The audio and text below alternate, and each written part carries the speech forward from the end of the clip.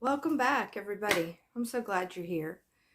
And I want to thank you again for your comments. We're building a really amazing community that supports each other. And we're right at the next goal of 500 subscribers. So that's just incredible to me. Thank you, everyone. I've been cutting lots of flowers this morning and midday. So I'm going to be putting these together. I don't know how that's going to work. Let's see about the others. I've got several jars of these. So it's fun to show you. It's exciting.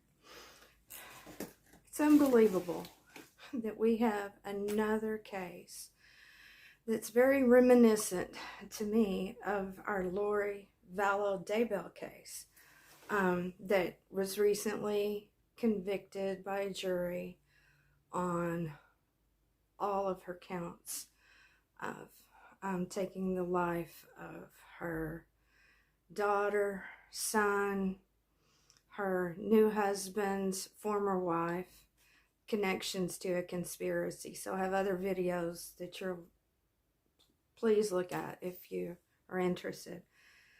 So this case, the similarities that I see, her name is Kouri Richins. Okay, I have a speech issue. And I forgot to introduce myself. If you're new here, I'm Shelly. I'm doing a first-year flower farm. I'm a retired speech therapist, and I've experienced similar to a stroke where I lost my speech for a few days. I still was able to read and to write okay, so I could text and communicate. But strangely enough, I would have just very basic words that I can remember how to spell. It was just like something like although, which is a very common word, and I would be drawing a blank with how to spell it. But that part has improved a great deal. So my writing is pretty much back on track.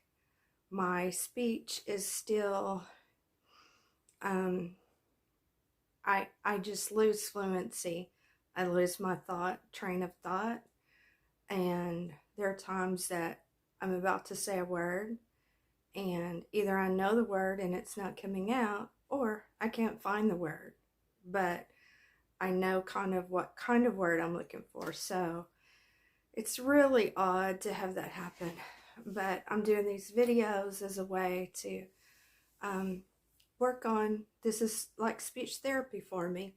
And that way I'll be able to go back to the early ones and make some comparison and see what I need to practice on. So let's get after it. Kouri Richins, and her husband's name is Eric Richins, is being charged. I understood she was booked into jail on Monday. This is Wednesday. This is May 31st of 2023. So last year during March, and I know I'm supposed to say allegedly, so take all of this as alleged, there we go, allegedly. Because I'm sharing the information that I've obtained, and she's innocent till proven guilty in the United States of America in our court system. So last year, I guess the bottom line is the autopsy showed for Eric, which he's fairly young. I think they were married 9 years. And gosh, I don't remember how old. If you know how old Eric is, please put it in the comments. Or Eric was. He's passed away last year in March. And the autopsy shows that he was poisoned with fentanyl at 5 times the maximum level of what would typically end your life. So obviously very suspicious circumstances. But the investigation kept going on, and she was just recently indicted. So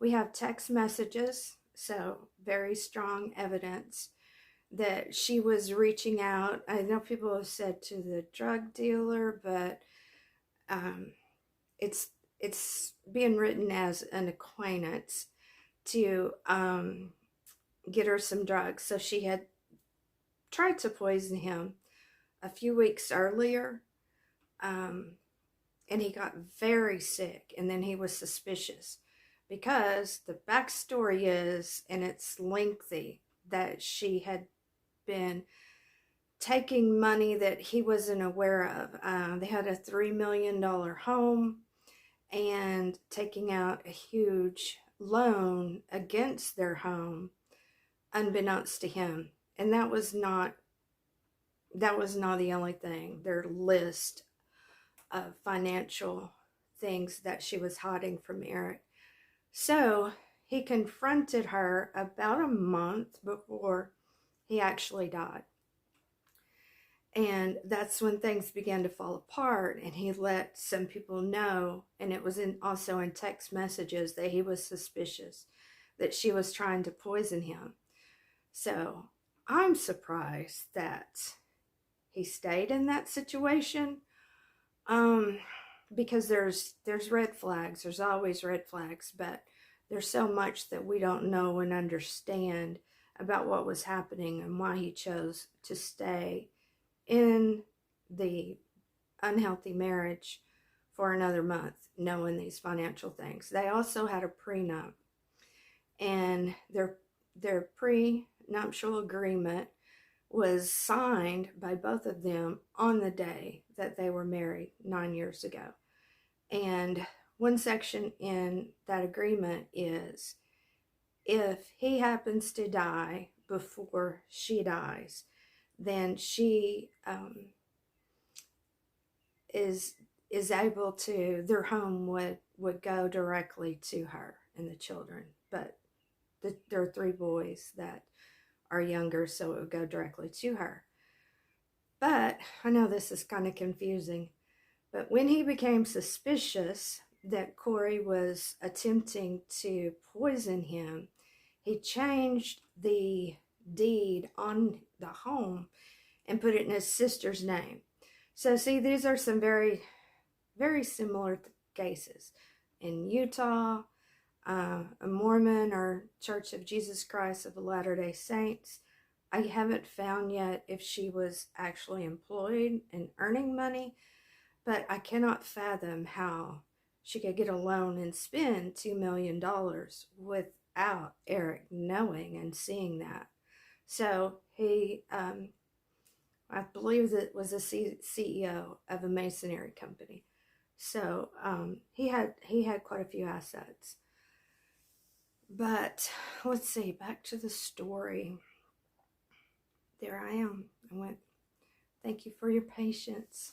I love you guys. Y'all are so kind. So he was suspicious. There are text messages about that. He got very sick.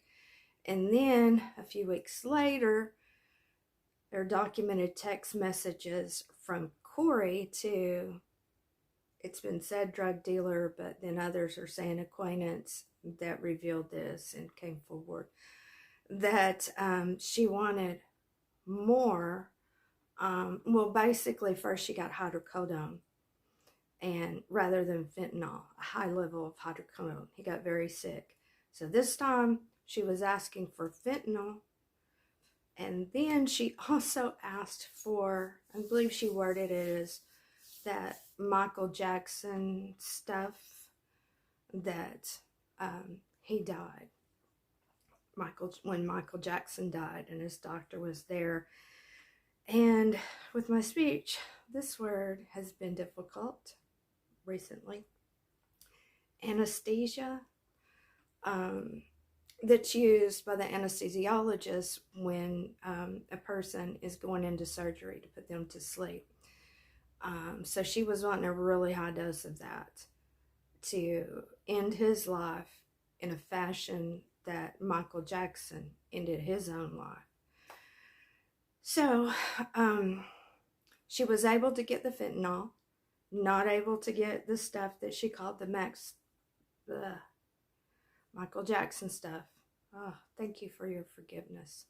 I'm just struggling through this. She said that she reported to the police that she had made him an alcoholic beverage before bed. And the next thing that she recalled to the police in the interrogation was when she went to bed and reached over, he was cold to the touch. So that's kind of the information that we have. There's more out there. If you know of some information that you're pretty sure it's factual, let me know. If you have some information that you just heard and you're not sure, go ahead and put those in the comments, because it's amazing how much you guys already know. We can help each other. So 1 year later, then we'll talk about the Son of Sam law. Kouri wrote a book for children to process their grief of a loved one. So it's been said that she found a ghostwriter to do this, like she didn't actually take the time and put it together. But she published a book, and it came out March, I think 4th of this year. We're going to say March 2023, and we're at the end of May. So it's we're coming upon next week. It'll be 2 months. So she published the book, and then she went on kind of a book tour to promote her book about children surviving and going through the grief of like missing their father. And I think it's something like learning about the presence of his memories are all around, and the comfort that brings. So sounds like it was a very good children's book.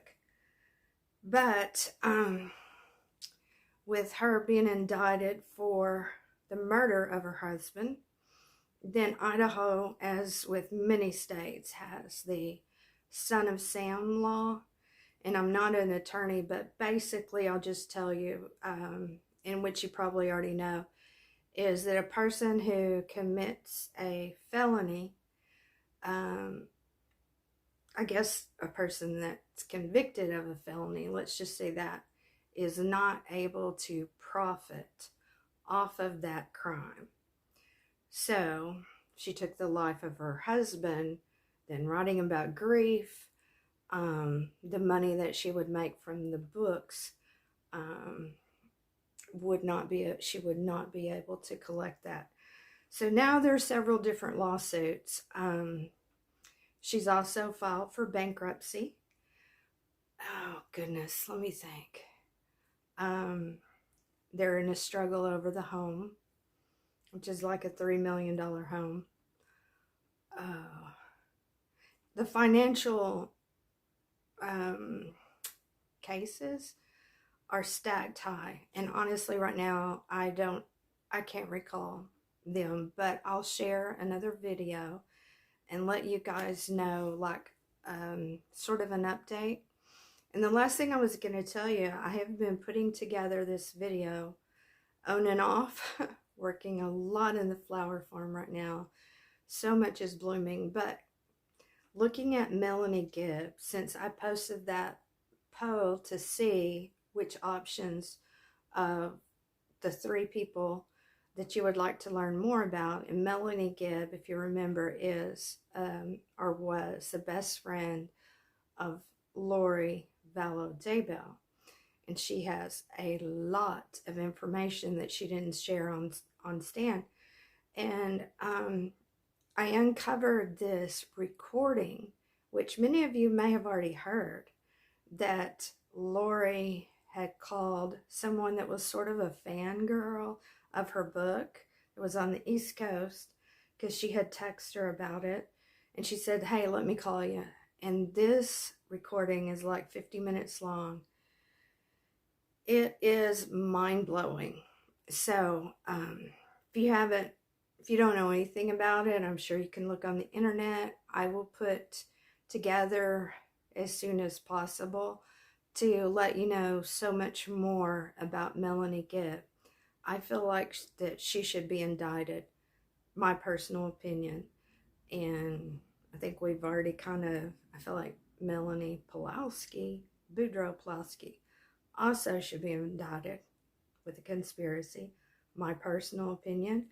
And I also believe Zulema, that married the sister-in-law of Lori Vallow, Daybell, that married Alex.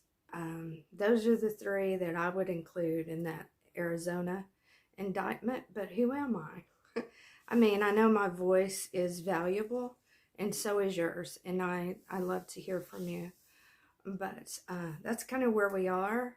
And thank you again. And if you don't mind sharing, it's possible we could reach the goal of 500 subscribers, which is unbelievable and very heartwarming to me. Okay, everybody have a good day.